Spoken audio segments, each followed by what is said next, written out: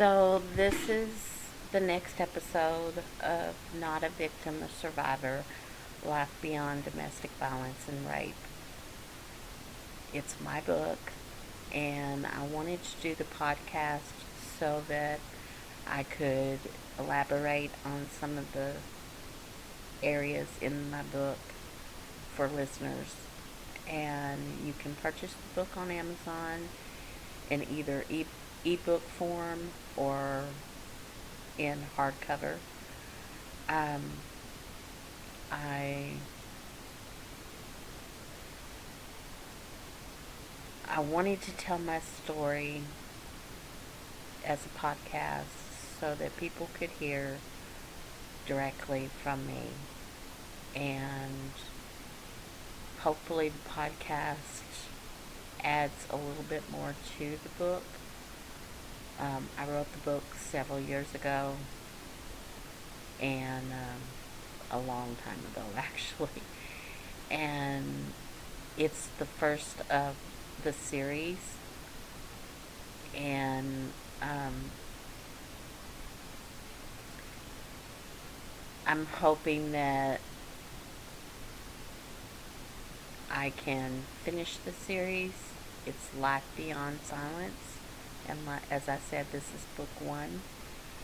I'm hoping that I can finish the series and finish it on Amazon. Um, my life has been very complicated. That is no lie. But I'm trying to give you a opportunity to hear it as it was, directly from me. So let's get started. So I remember feeling extremely anxious the day I left for Germany. As I said, I didn't say goodbye to anybody. I just basically kept on walking. I was crying. I was shaking. It was upsetting. My family did not want me to go to Germany. It was just a stupid, another mess up for me. In their in their eyes, it would be no different than anything else I've ever done. It was just going to be another mistake, another mark upon my soul. And they knew that I was taking the kids, they knew I was married, and they knew I was pregnant. But they just couldn't accept it. They couldn't let me try.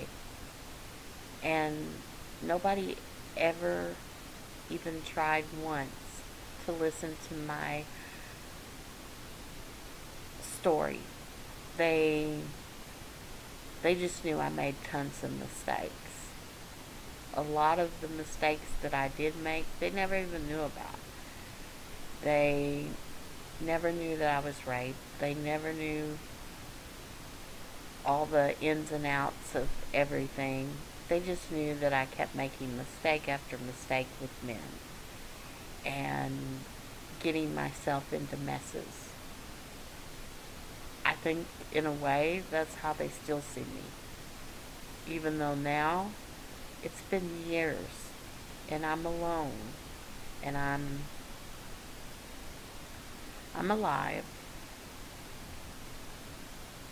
but I've had a lot of pain to deal with over the years, and I'm never did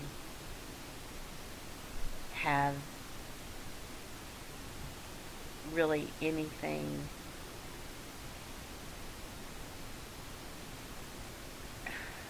I guess you would say none of those dreams that I had back then ever came true. But the story, listening to the story, and finding out how I got to where I am now is, I think enlightening. I think what brought me peace was going through the process. I think a lot of people make mistakes and they get swallowed up. And yes, I made a lot of mistakes that I dearly regret. I regret more than you'll ever know. But I tried to put it into words and I tried to rise and keep pushing forward. I think that's what everybody has to do. Whether they make mistakes or not, everybody has to get up. They have to keep going. They have to keep believing in themselves.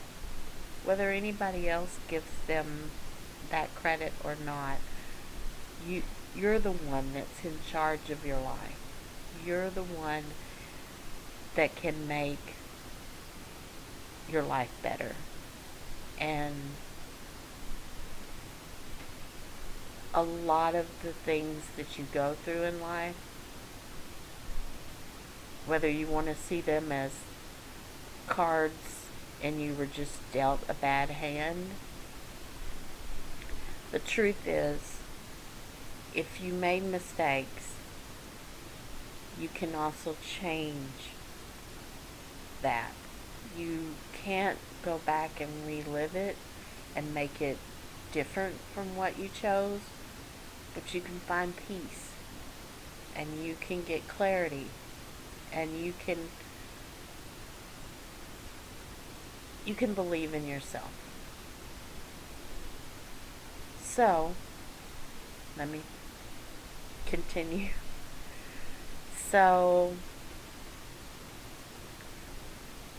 the flight overseas was endless. It was the longest airplane ride I've ever taken, or will take probably. My kids were nervous and it was hard for them to keep still. I wasn't that big yet, but I had a little belly and was worried that I might get sick on the flight. I didn't know what to expect. I only had been out of the country once when I went down to Mexico with my ex-husband Walker, and now I was on my way to Germany. Not just for a vacation, but to actually live for 4 years. I didn't have any idea what to expect. How different will my life be? What impact will Germany make on my life over the next 4 years? When we got off the plane in Germany, the airport seemed small and crowded. Servicemen and their families were everywhere. I followed Kyle with the kids through the checkpoints and then to get our luggage. It was foggy. It was misting rain. It was really depressing. That was my first impression. We were trying to lug all of it and our belongings, including the kids, over to Kyle's car. The luggage I had packed consisted of sheets, clothes, dishes, plus a few trinkets for decorating. All of my other household goods I had put into storage, at the Army's expense, until we came back from being overseas. Kyle had said it was too much trouble to bring household stuff to Germany, and once I got there and heard all the horror stories of furniture being lost, I agreed it was for the best. I would have died if all my stuff that I had gathered over my life was misplaced or had gotten damaged. Kyle had rented a partially furnished apartment, and he said whatever we didn't have, the Army would provide. Everything about Germany was different and unique. I would find out things a little at a time throughout my stay. The first day, however, was the most impressionable, I think. I remember we drove from Frankfurt Air Force Base to our apartment house in the town of Hanau. Our street would be Friedrich Engelstrasse, number 5, and that was the house number, apartment 11, which was on the 3rd floor, but it's more like the 4th floor. They don't count the bottom floor. German just don't count that ground floor, so our second floor is what they considered to be the first. The apartment was clean, and at first I thought pretty dreadful looking, but later I learned compared to most others, it was nice and somewhat large. The apartment was 2 bedroom, had an entry area, bath, and large living room. It had a balcony off the living room and a really American looking kitchen with lots of cabinets. It also had a washer and dryer and both an American and German refrigerator. Kyle told me that all the apartments he looked at, this was the best. He had a lot of conveniences, and our landlords were extremely nice people and anxiously wanted to meet the kids and me. I quickly found out that even in my own home, I would have lots to learn. First of all, Germans have a unique auto locking system on their doors. Therefore, it's essential that you always keep your keys with you. There is a key for everything: the apartment house door, the apartment door, the mailbox, the cellar. All of these are also frequently frequented. If you are in your apartment and someone comes to see you, you buzz them in and you can talk to them through an intercom system. Then you press the buzzer, the door unlocks, and they can enter. I know there are similar systems in the United States, but for me, coming from a small community in Kentucky, this was like complete shock and something I would have to get used to. German doorknobs are like levers, and telephones have counters on them. The counters click off when you're on the phone and keep track of usage time. Now, you got to realize this was before cell phones, so cell phones have done away pretty much with that. Um, but back in the day, and this was like the late 80s, every time that clicked, it was like 30 pennies, which is about 15 cents. This way you can keep up with the phone bill. All of this seemed pretty reasonable, except when you did call the United States and the counter goes nuts and the clicks as fast as you can. It's kind of like a second hand on a watch. The windows have no screens, so in the summer you just open them up and let the fresh air inside. One time a bird flew in and perched on my TV. The toilets are probably the hardest thing to describe. I guess they're designed for saving water. It's very different than what we have. There are no closets to speak of. They use trunks. Trunks are like old-fashioned dressers. They also kind of resemble bookcases. They come in a variety of styles. Some have drawers, some have cabinets, others are more open, but trunks are large and well made. Although they don't hide things as well as closets would, I soon got used to them and even wanted to buy one and come bring it back to the States. The balcony became my favorite spot in the apartment. Even though there wasn't much of a view, it was overlooking a parking lot in a Turkish apartment house. To me, it was a place of serenity. I could stand and look at the stars at night and think of home. It was calming to just enjoy the peace of the morning air while drinking a cup of coffee or listen to music under a moonlit sky. I would have loved to have come home to the United States and had a place with a balcony. If I ever build a home, that's even if it's just a 2-story, it'd be nice to have a balcony, although it wouldn't probably be practical. My German apartment may not have had all the luxuries of American apartments, but it was home for 4 years. I remember the first few months I was pretty much like a hermit, staying all to myself, not daring to venture outside too far. I guess I was scared. I mean, I didn't know how to speak German, and I had a fear of getting lost. How would I make someone understand where I wanted to go? All my fears were soon laid to rest when I met my best friend, Gabby. Gabriella Regina Monica was the same age as me with golden blonde hair. She was petite in build, and she wore jeans and a cut-off cotton t-shirt.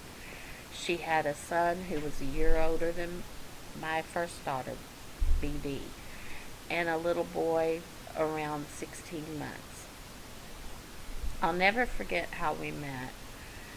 Gabby and I were at the school bus stop waiting for our children to get home, and it was in the middle of February. I was on one side of the street, and she was on the other. The bus came to drop off the kids, and much to my surprise, excuse me, I was on the wrong side of the street. As I hurried to get across the street, saw her waving at me. She had gotten BD off the bus, and Gabby was laughing hysterically at the look on my face when I saw the bus. She said she would have told me that morning, but she thought I knew. Gabby then invited me to her home for coffee, and although I never was a coffee drinker, except for when I had a sore throat, hold on, I eagerly accepted.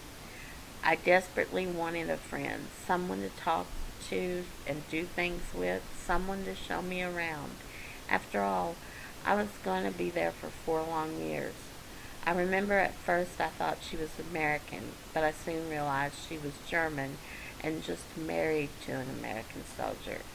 I liked her accent a lot and thought she was very friendly, especially to this little Kentucky hillbilly who obviously didn't know anything about Germany or the military.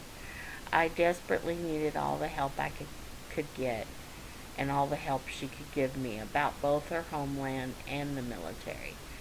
Gabby was a real godsend to me, and I will always be indebted to her for making contact with me. She drew me out into the world that lay around me, the world I was so scared of. Gabby is a lot like me, even though she's German. The differences between us are few and far between, even though we grew up thousands of miles apart. The lessons we both had to learn were very similar. Gabby's very outspoken and had an insatiable thirst for life, so it didn't take long for her characteristics to begin to rub off on me. At first I was reluctant to go with her, the main reason being I had to use public transportation or walk everywhere. But soon Gabby had me wandering all over Hanau with her, and I don't mean occasionally, I mean daily. We probably walked at least 5 miles a day on a daily basis, and for somebody who's used to driving everywhere, that was a lot. Gabby had taught me enough German that I could manage to do almost anything I wanted to do and get my point across to most anyone. She also made me aware of the customs and the ins and outs of things I would have never known without her. I know that neither of us knew that day so long ago that we would become lifelong friends. Still to this day, we are more like sisters than girlfriends. We might even be closer than most sisters. No, I know we are. Gabby drugged me around everywhere, like I said. A typical day would consist of kids leaving for school, me hustling my things together so I could walk to Gabby's. There'd be coffee, there'd be more coffee. Lunch, and both babies, mine and hers, would take a much needed nap. Sometimes we tried to get a little shut-eye too, which didn't really work too often. When all the kids came home from school, hold on a minute. When all the kids came home from school, they walked to Gabby's house, and then about 4 o'clock, the kids and I would walk back to our house. Although this routine varied from day to day, this was a pretty typical day for us. Our husbands got paid twice a month, and on that day we'd go to the bank, wait in line for at least an hour, if not to get our money. Then we would decide how much we needed in German marks and how much in American dollars. Now this was prior to the wall coming down, so there was a West Germany and an East Germany, and at that time, of course, we were on the West German side, and it was considered German marks. Now there's the European money is been redone, basically. Um, it's not necessarily the way it was then, but I don't know exactly because I left right after the wall came down. I remember I was shocked at the first time to see only two bank tellers for approximately 200 people, consisting of GIs, wives of soldiers, and lots of children, most of which would stand outside before the door even opened. The mark rate was constantly fluctuating up and down. One day it would be good and we would have extra money. The next day it would be down and the cost would be more than what we really needed it to be. American money was what we used on base, and since we didn't live on base, most of our money had to be exchanged into German currency. Gabby and I would go with each other everywhere. We did everything together. Although it seemed like we were struggling to pay our bills, we still managed to have little a little spending money. We never lacked in ways to spend it, though. Gabby's husband was an E4 in the military, and mine was an E6, which meant my husband was a staff sergeant. Sorry, I can't talk. My husband was a staff sergeant and a higher rank than Gabby's, who held the position of a specialist.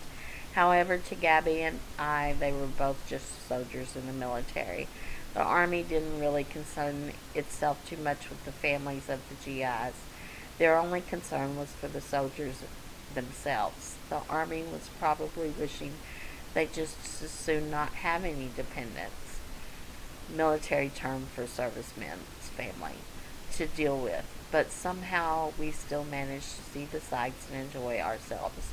I remember having to go to evacuation orientations. They were describing the procedures that we would have to go through in case of an emergency, such as war or a chemical disaster. We would have been given 15 minutes to pack a single bag per person, and then we would have been transported to a safe area, no matter how far that might be. So, in case of disaster, we might end up in England or somewhere else, but not in the United States. Great. I think not. No, great isn't the word. I was thinking more like the lines of terrible or completely unacceptable. I could just see myself in a foreign country with two small children, pregnant, and only one bag of clothing for each of us. If it ever happened, it was going to be a great experience, especially since they said our husbands, their soldiers, might not be able to contact us for a while. Our belongings that we might have to leave behind would be put into storage, but as far as the Army was concerned, it was the last on the list of priorities, dead last. We also were told that it would be that we would be dispensed emergency funds and would have to live on what we had until all of the paperwork could be processed. I'm sorry, I've got a cold. I knew that could take forever. Needless to say, I prayed for what was the next 4 years. Nothing would happen. Gabby was what kept me going. I don't think I could have ever learned how to manage without her. I had to learn how to deal with everything. The Army and Germany. I felt like an alien. One reason was because I had never been a soldier's wife and because I'd never lived in a foreign country.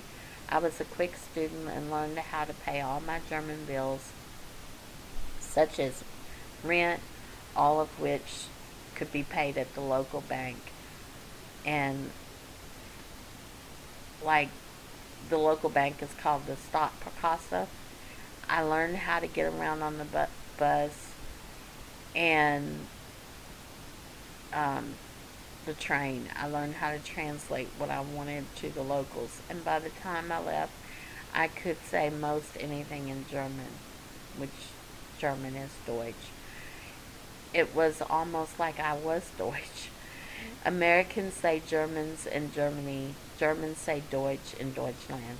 Americans pronounce their city as Köln and München, and really spelled it pronounced. And I guess I can't do this because it's written out in German English in my book. Gabby gave me courage and confidence, and she was always there to help me in any way she could. When we were together, she acted as though we were from our own little world. Sometimes it was really funny because not all Germans think like Americans. Of course not. All Americans take kindly to Germans, especially those that marry American soldiers. Was it possible that both of us were outcasts? Gabby and I agreed right off the bat that we were two of a kind and decided that we didn't need others to accept us. We had each other. It was funny how we thought the same way on things and how many of our same dreams for our families and ourselves. I remember one time when we went to the Halloween carnival and that the school was putting on for our kids. We dressed up. After all, the kids went in costumes, so why shouldn't we? Gabby and I dressed as though we were both a cross between punk rockers and hookers. Okay, so maybe it was kind of a bad choice, but it was really funny. We wore a lot of makeup, had lots of leather on, we put some wild colors in our hair. I think I had pink in mine. However, when we got to the school, we were the only parents there in costume. We let the kids play some games, but we were soon out of money and had to leave. Then we walked to the PX, which is kind of like a Walmart for soldiers, and did some shopping in costume. Although we got a lot of stares, most people said that they liked our outfits. They were cool, and they should have dressed up too. After all, it was Halloween. What was really funny is the stares we got from Germans. Germany doesn't have the holiday of Halloween. And Gabby said they wouldn't understand it if they did. Why Americans even celebrated it. Because they would think it was funny. I remember another time we were walking in the rain going somewhere and we were trying to hurry up and catch the bus. And there were puddles in the water everywhere on the sidewalk, and we'd been telling the kids to stay out of them all day. Suddenly we both looked at each other and stopped pushing our strollers. We yelled at the kids to stop walking, and we had the biggest smiles on our faces. I knew what she was thinking, and she knew what I was thinking. Both of us ran and jumped in the middle of a huge puddle of water. The kids looked at us like we'd completely lost our minds, and then they started laughing. When we got home, the kids told our husbands that they thought we were crazy, like our husbands didn't know that already. It It is things like that that made me grow so fond of Gabby. From the beginning, she made me laugh, and there was never a dull moment when we were together. Sometimes we did really funny things without meaning to. Like this one time we were walking along with the kids way out in front of us. She yelled at them to stop by saying, "Stop, the street's coming. The street is coming." I couldn't help but absolutely crack up laughing. Gabby looked over at me and said, "Why are you laughing? What did I say?" And I said, "Gabby, you're so stupid. The street isn't moving. The kids are moving. You should say, okay, okay." And she got it. She understood what I was saying. You don't have to be a smartass. Gabby was always telling me it's hard to translate some things from German to American. And I was also saying the same thing. Yeah, I know, but I still thought it was funny. Gabby always watched my kids for me, and I for her. Whenever she needed one, I was just a phone call away. However, Kyle and I never went much of anywhere without the kids. Gabby and Mark were, for the most part, the same way. We were always over at each other's house. We were always together. On most weekends, you'd find my husband and me over at their place. We played cards, we cooked out, we'd go to festivals, flea markets, you name it. And the parties Gabby and Mark had were pretty awesome, I have to say. Sometimes the guys would end up drinking too much and pass out, leaving me and Gabby with nothing to do. We would tiptoe out and run as fast as we can over fences, through yards to get to the bar down the street. Then we'd play a couple of games of pool. We'd have a couple drinks before running all the way back to the house. I wish I had a nickel for every bush that I ran into. Sometimes we would take Gabby's dog, which was a really big Rottweiler, for walks, and on the way back to the house we would stop and have a beer. We always talked honestly and openly about everything: men, sex, dreams. We discussed our fantasies and our deepest, darkest secrets with one another. Although we never did anything behind our husband's back, we did daydream a lot. One time we were going nuts over this guy we kept running into. We nicknamed him Nice Ass. All we did was daydream about what it might be to like pounce on him, for that matter, or for him to pounce on us. We also liked to flirt with guys just to see what they'd say. It made us feel good that we were still attractive to other men.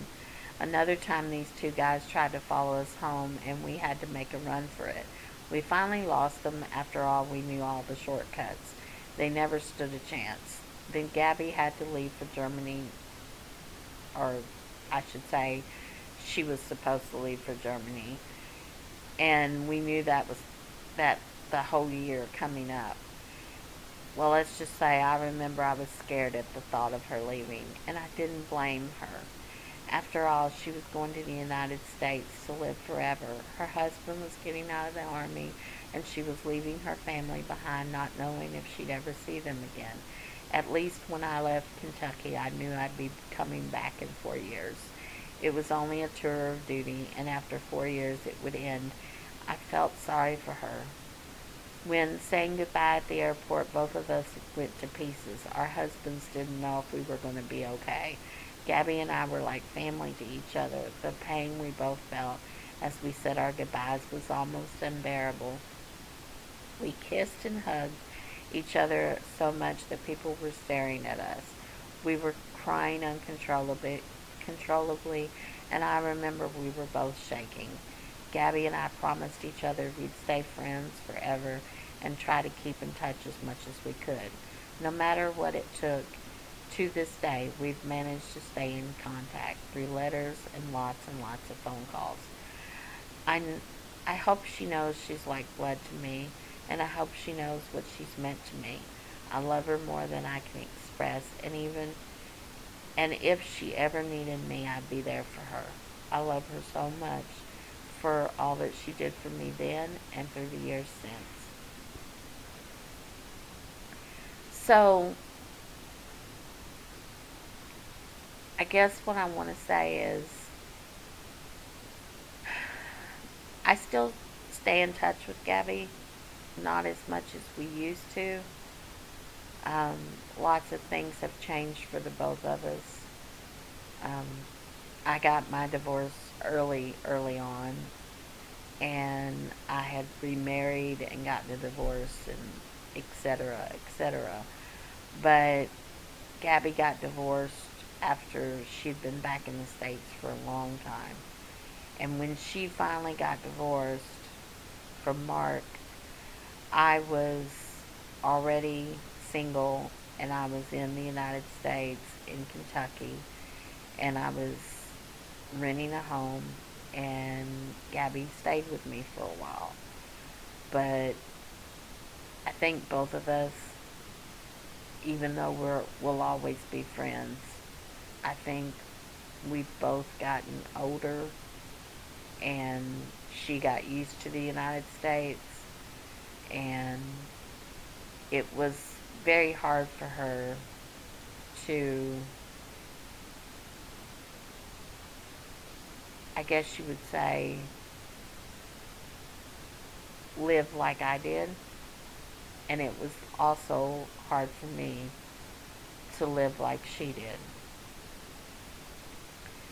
So over the years, we have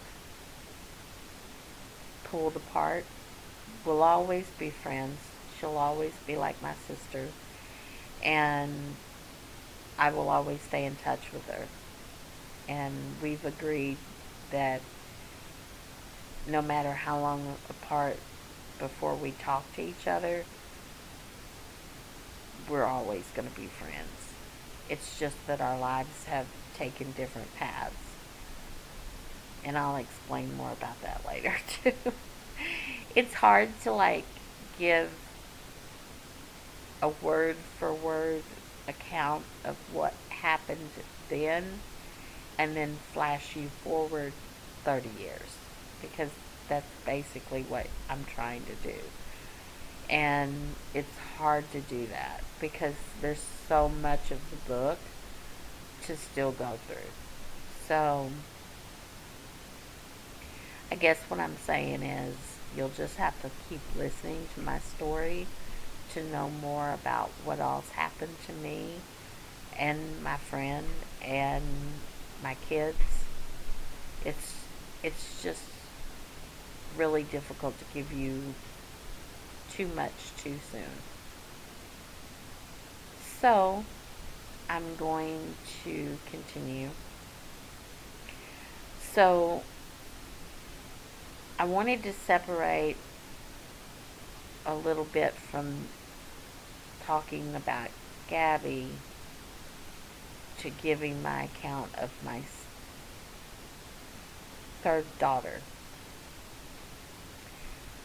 And as I've told you before in the podcast, I'm choosing to just give you initials. All three of my daughters share the same initials, BD. All of them. Because I named them very much similar names. Um, I don't know, it seemed like a good idea then, and it kind of still is. It's neat that they have the same initials and virtually the same name, just kind of tweaked a little bit.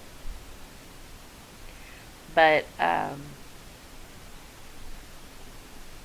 just wanted to give you more of an idea of what was going on with me. Giving birth in Germany, because if you remember, when I left for Germany, I had two small children, one 4, one 2, and then I was pregnant with my third. And when I got to Germany, my experience of giving birth was really different than an American birth. And I wanted to kind of allow you to understand what I went through as a wife of a soldier in the military.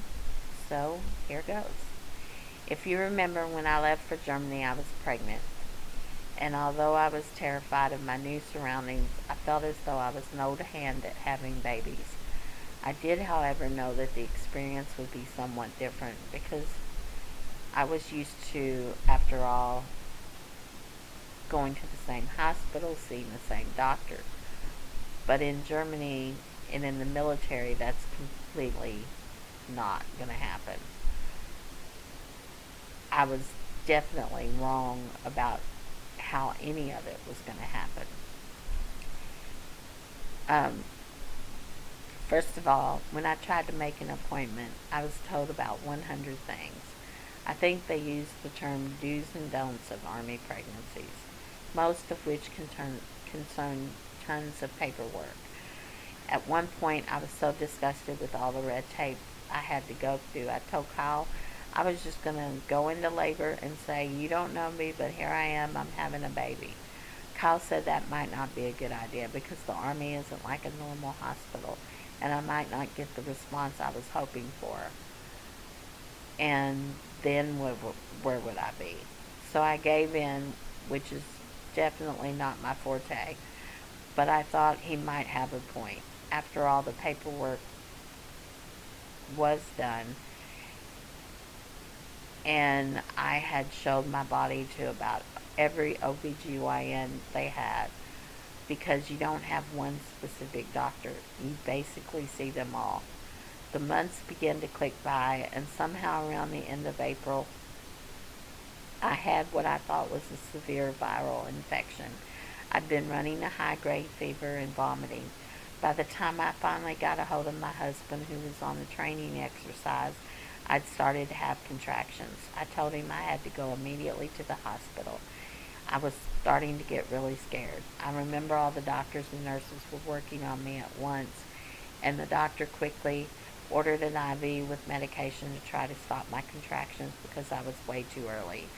I remember I was in complete agreement because I knew far too well how rough it would be to have a preemie.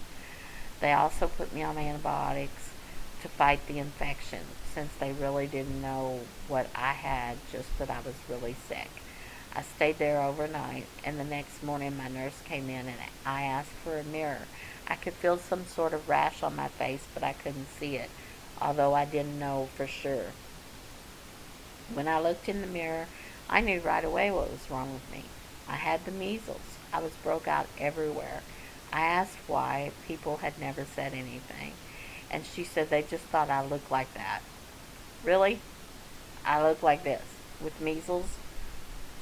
How did they miss that? Okay, I knew for sure this was no way the experience in any shape or form that I ever resembled any birth experience of mine, or that I ever wanted to have again. I told her to call the doctor immediately because I could not stay in a semi-private room with another mother of a newborn. I had to get out of there this minute. She came back in and told me to go down the utility stairs to the OBGYN clinic because he had to see me. It might not be the measles. I told her, I said, I know it definitely. I have the measles. And I really didn't relish the thought of going into a clinic full of pregnant women. On the way down, I was thinking how stupid it was he hadn't come to meet me or met me somewhere else. I remember it only took him one glance in the hallway, and he had the nurse whisk me out of the clinic through the back door. Yes, I indeed had measles, German measles. The next thing I remember, preparations were being made to take my baby on the predetermined date, since I was having a C-section. However, on the night of June 29, 1987, I went into labor prior to schedule. I remember we drove from Frankfurt Army Regional Hospital, or drove to it, I mean. Now, you have to remember, this is where I went when I had the measles. We went directly to the labor and delivery emergency entrance, and upon arrival, they questioned me as to whether I was indeed in labor. What? Didn't they think after having two other babies I knew what contractions felt like? Not to mention I was due. I even had a date for surgery less than 2 weeks away. They said, "Are you sure you're in real labor?" I said, They said, "Maybe you've just overdid it." "Well, I have to put you in on a monitor and check." "Fine, do whatever you want."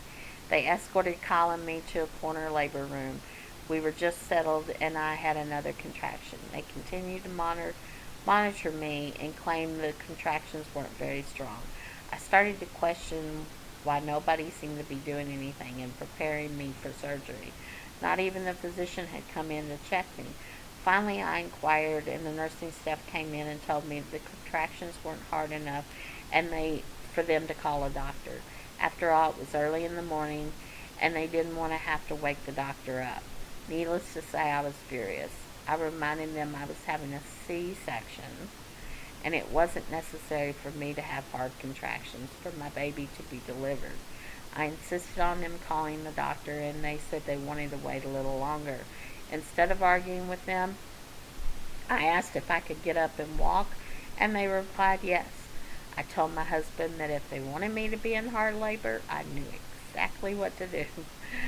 I will never forget his face when we started walking the perimeter of the hospital, both inside and out. And I'm not talking slow walk, I'm talking brisk pace. We were both beginning to work up a sweat, and then we came to the stairs. I know I must have climbed up 20 flights of stairs, and by the time I had returned to labor and delivery ward and gotten back on the monitor, my contractions were beginning to really peak. They had at that point no choice but to call the doctor and to call him to come fast and deliver my baby. I remember, however, it was daybreak before they ever got anything accomplished for the delivery, most of which was due to them not doing one single thing to me prior, thinking it would be until morning, and evidently a convenient time for them. I even heard the doctor question them about why they had let things go so long before preparing me for surgery. One nurse came in and had the nerve to ask if I wanted to have a vaginal birth vaginally. And I said, "Yeah, right." I replied, "You have to be kidding. This is my third C section, and I'm going to have a spinal block, so I can be alert through the surgery. I'm also going to nurse my baby, and my husband's going to be with me during surgery."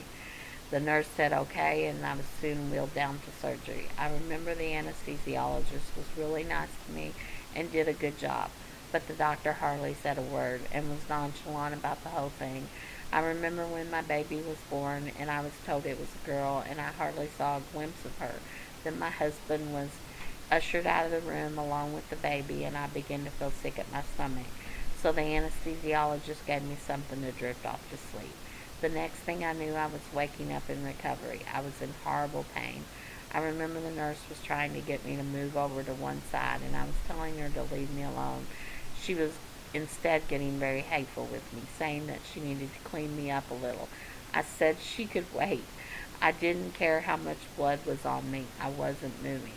Then my husband came back and with a washcloth and a little wash basin, saying that he would clean me up because she had gone and told him that I was being a problem and needed to be cleaned up. Needless to say, I told him what he could tell her for me. Nobody, and I mean nobody, was cleaning me up. And if I didn't want them to. I had a problem with the feeling coming back into one of my legs, but I attributed it to the fact that when I was sleeping, the nurse had rolled me to my side, causing the anesthesia to wear off more slowly on that side. I remember I had to finally ask for a pain shot. The nurse said, "Oh, yeah, I forgot. You were supposed to get one when you first woke up." I ultimately began to feel better by the time I was rode into my room. I remember the first thing I did after getting settled was to ask for my daughter. And again, her initials are BD. Born June 29th, 1987, 6 pounds 6 ounces. She'd been having a little difficulty with her breathing, but the nurse said that she was doing okay now, and I could go get her when I felt like it. I remember looking at her funny. Go get her? You mean you're not going to bring her to me? I have to actually go down to the nursery on the very day I gave birth and get my baby? Oh, well, fine. And I just thought that was the military for you. Be tough. Deal with the pain.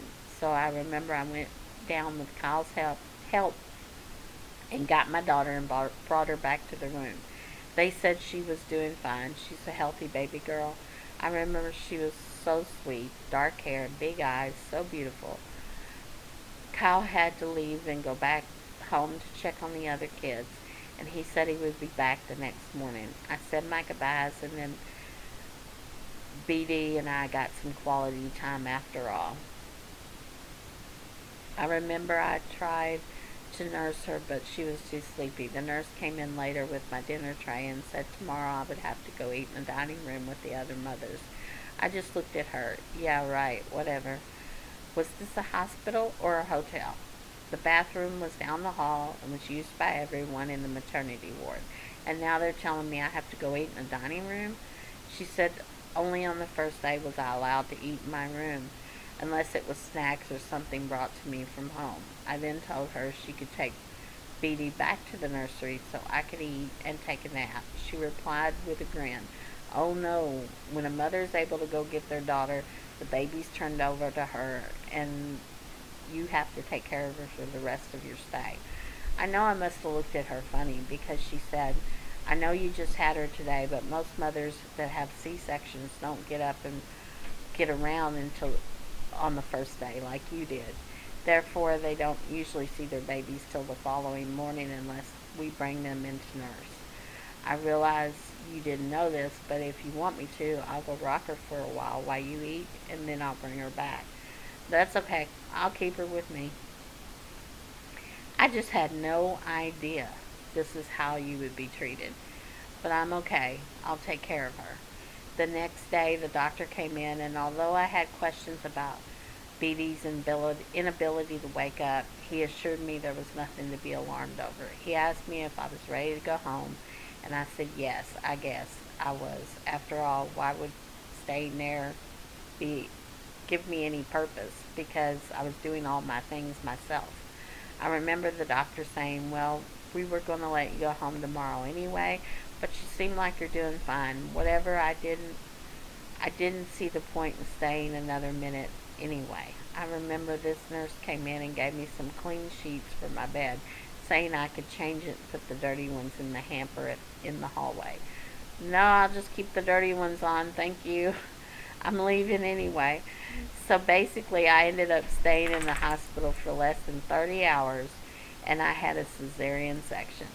That would be almost unheard of in America, unless you had requested to leave for some reason, and then it wouldn't be recommended or encouraged. After all, I was going home to two small children, and I didn't have anyone to help me. If you're wondering about BB's sleepiness, I called my pediatrician in Kentucky, and he said it was because they'd given me Demerol after the surgery and she was getting it through my milk.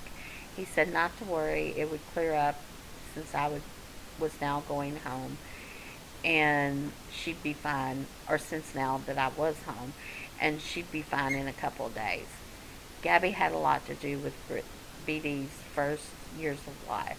I guess you could say my third little girl grew up like an average German baby. She kind of even looked like one. Gabby showed me where to buy her baby clothes. She ate German baby food, German baby milk. The German baby food was great, and their milk was sweet tasting. It was actually quite good, not at all like our baby formula. They even had milk specially for when babies are vomiting, which is easier on their little systems. Gabby saw to it and led me to the German pediatrician, the Kinderarzt. That means children arts is like a specialist. The reason being it is so hard to get to the Army clinic. In this way, she was being seen by a German baby specialist and not just any family physician. I also learned quickly why strollers were made. After all, until BD, I had never really needed a stroller because in the United States you drive everywhere, but overseas it's a completely different story. We rode buses and walked everywhere, so a stroller was a must. It took me approximately 1 year till I really began to feel comfortable living in Germany. But when I did get used to it, everything I can honestly say was one of my best experiences in my life. I was proud of my kids and myself for soaking up all the culture that Germany had to offer. I remember in May of '88, we went home for a quick visit, and my mother had thought I might not want to return back to Germany. However, I think she was surprised at how happy I was in Germany, and not because of some loyalty to my husband, but because I had thought of Germany as home. In fact, I was quite content with living there. Okay, I'm going to stop here, and then I'll come back to it, but I'm going to stop here for now. I hope you're enjoying the podcast. I feel like if you have any comments or questions, please put them in the podcast so that I can answer your questions if I can. Thank you.